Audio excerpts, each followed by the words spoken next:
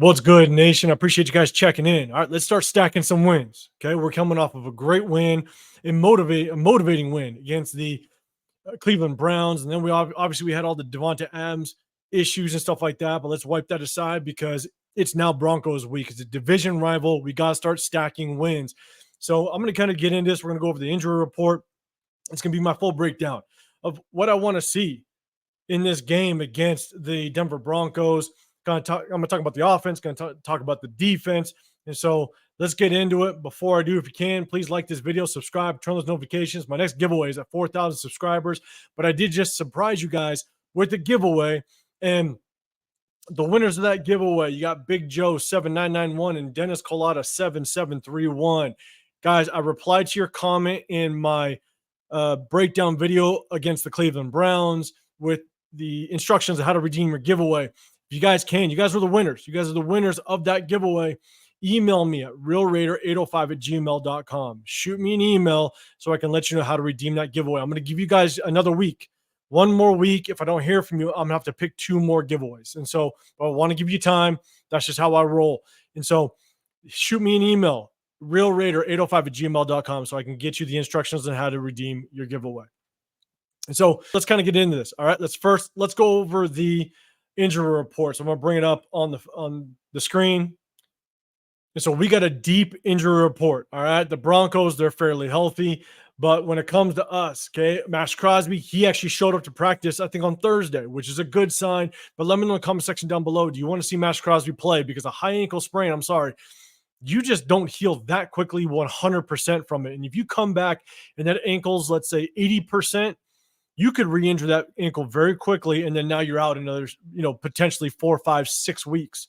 So let me know in the comment section down below, do you want Max Crosby to go if he's only 80%? Okay, because I know, don't get me wrong, even an 80% Max Crosby is good, is better than 95% of the edge rushers in the league. But let me know in the comment section down below, do you want to see him play if that ankle's only 80%? So let's go down the road. Let's go Divine Diablo. It says limited, but yesterday I think he said that Divine Diablo, he is out there. Mumford at all, so that might be DJ Glaze slotting in. You got DC Richardson, he's out. Michael Mayer, he's still out for personal reasons. There's a lot of speculations as to why he's out, but I haven't heard anything. So as of right now, it's just a personal reason. You got Akanai Malga, he was limited. Devonta Adams, we all know what's going on with that. Dylan Parham, he was limited. Tyreek McAllister, limited. Colton Miller, he was full, which is good. Going down the line, you got Zamir White. He's ruled completely out, which is tough. Sorry, Trey Taylor, he came back to practice. He's ruled out, which is fine. I think he's working his way back in after being placed on the IR. We did just hear word that Luke Masterson is ruled out, and he is officially on the IR.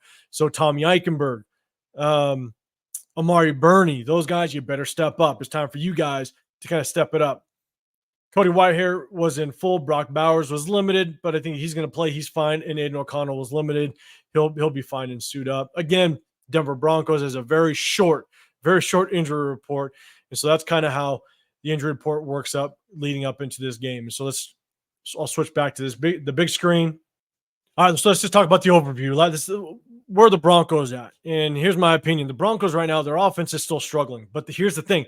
They've been able to squeak away back-to-back wins. They beat the Buccaneers, which they put some points up on the Bucs. And then they squeaked away a win against the Jets in a rainy football environment. So it was tough. But they did squeak out 2 wins. All right, so as much as this offense is struggling, when you can string together back-to-back wins and play at home against a division rival, that just kind of gives you some motivation. And so don't sleep on this offense. They can all of a sudden come to life, and this is what our Raider team has done over the years. It's allowed teams to kind of come to life when an offense is struggling, when a quarterback is struggling. Now look at what Andy Dalton just did. In the past, if you've been a Raider fan as long as I have, at least in the recent history, let's say over the last, I'd say 15-plus years or so, what our Raiders team has done is we've been able to revive some teams. So let's not let that happen with this Broncos offense. Now, what I'm more worried about, more concerned about is going against this defense. This defense has proven they are a top-tier defense in this league. I think they've had a total of 16 sacks so far. I believe that's the second highest sack total in the league. I believe they had 5 or 6 sacks last week. Now, mind you, rainy game they're just coming after the quarterback, right? And so they had about 5 or 6 sacks the last game against Aaron Rodgers. So they're getting after the quarterback. Now, there's no question they're getting after the quarterback. So our offensive line is going to have a huge test this week, and this is going to be a massive opportunity for them to show that they can step up to the plate and be an anchor on this offense like we need them to be. And so it's going to be a huge test. And so that's kind of the breakdown of where the Broncos are at. Now, what am I looking for? Let's start on the offensive side. First and foremost, I want Luke Getsy to continue to be creative, right? Last week, we saw kind of a little speed handoff to Brock Bowers last week. That was good. We saw a reverse with Trey Tucker. We saw a reverse with DJ Turner. I mean, we saw a little more creativity. And, you never want a superstar like Davante Adams to be off the field. But what that does allow you to do is not have to force feed a certain player.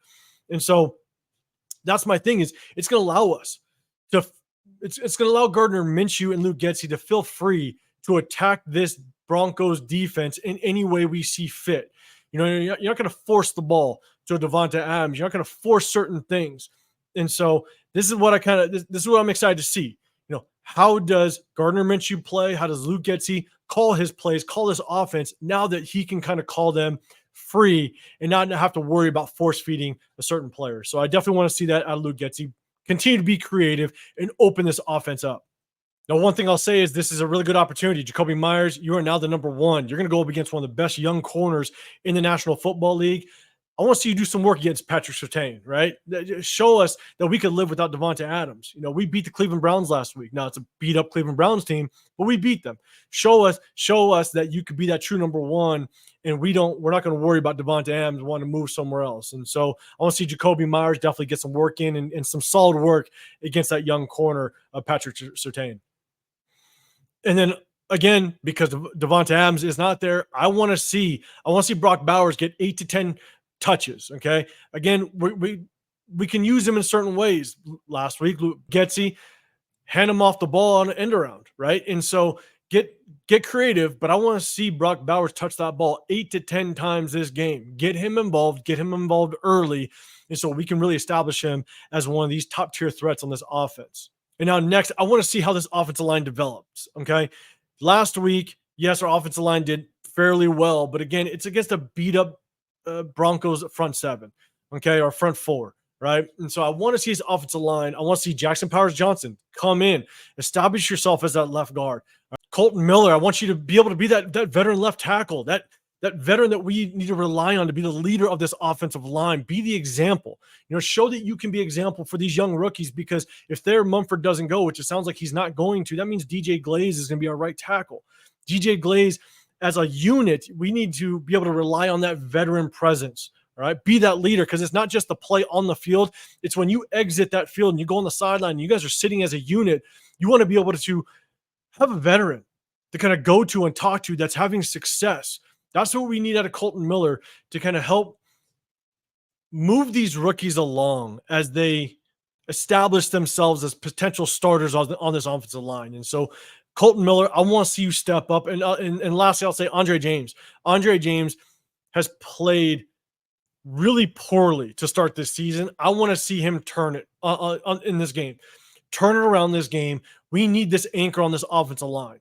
All right. And then this Broncos pass rush is going to be deadly this game. We have to slow it up. We got to give Gardner Minshew time to be able to get that ball to our receivers. We got to open up lanes for Alexander Mattison. Zamir White's not going to be playing this week. All right, so it's going to be a full dose of Alexander Mattison. I would actually like to see Tyreek McAllister get some touches as well. He did a really good job on those outside zone plays. Luke Getsy, he likes to run those pitch plays. All right, and so Tyreek McAllister with his speed allows us to get to that edge quickly. That's what Zamir White didn't allow us to do last week and in the previous weeks, is he doesn't have the speed to get to the edge. That's what I want to see. I want to see a little bit of Tyreek McAllister, use his speed to get to the edge. And so mix him up a little bit. But at the end of the day, this offensive line, it's got to be the strength of our offense right now. Got to give Gardner Minshew time to throw, and you got to open up those running lanes for Alexander Mattison and sprinkle in Tyreek McAllister a little bit to kind of get that speed to the outside. Now let's talk about the defensive side of the ball. All right.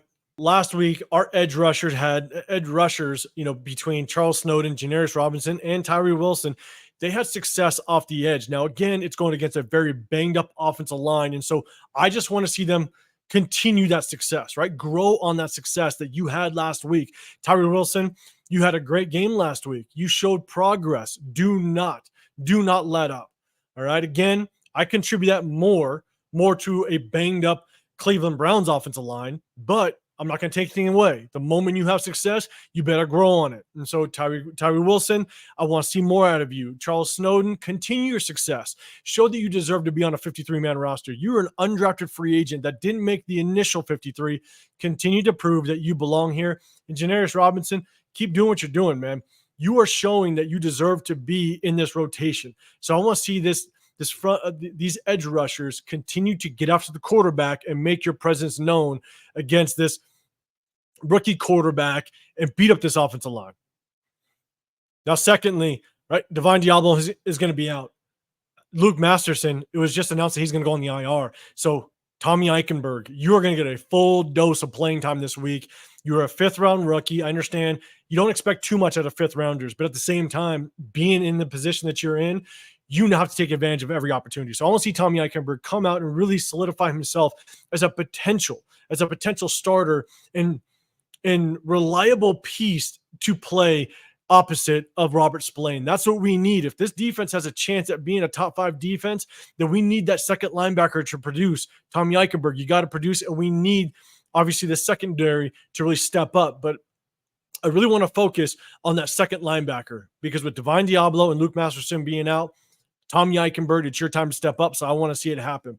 And lastly, I want to say is I think this is going to be a defensive battle.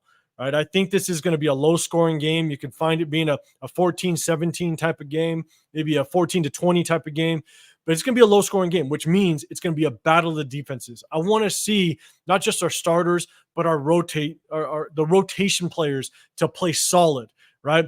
Even if it's a Janarius Robinson, if you are in your rotation, play solid. Some of these backups, that's the Jade Silvera. You got to give a breather to Adam Butler. Tommy Eichenberg's going to get the start, but that means that Amari Burney, you're most likely to be that rotation player coming in. I want to see some solid play, not only with the starters, but the rotational players coming in. I want to see you guys come in and play solid. All right. At the same time, offense, I want to see some sustained drives.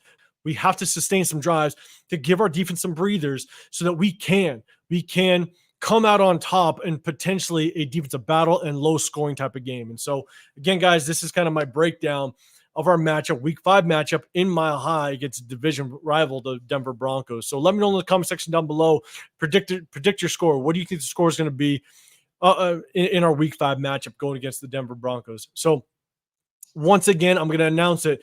Guys, the winners of my surprise giveaway. I surprised you with a giveaway. Winners of my surprise giveaway, Big Joe 7991 and Dennis Collada. Make sure you email me at realraider805@gmail.com. I'll send you the instructions on how to redeem your giveaway. I'm going to give you one more week, and then after that, I'm going to go ahead and choose additional new winners to that giveaway. So make sure you reach out to me. So, guys, I appreciate you. I appreciate you guys checking in. Enjoy the game. I hope we come out a win. We got to start stacking wins and turn this season around. So I appreciate you. Make sure you hit that like button, subscribe, turn those notifications. Next giveaway is at 4,000 subscribers. I hope you are included in that. Make sure you hit that subscribe button to be included. So I appreciate you guys. Enjoy the game. Have a great rest of your day, and I'll see you guys on the next one. I'm out.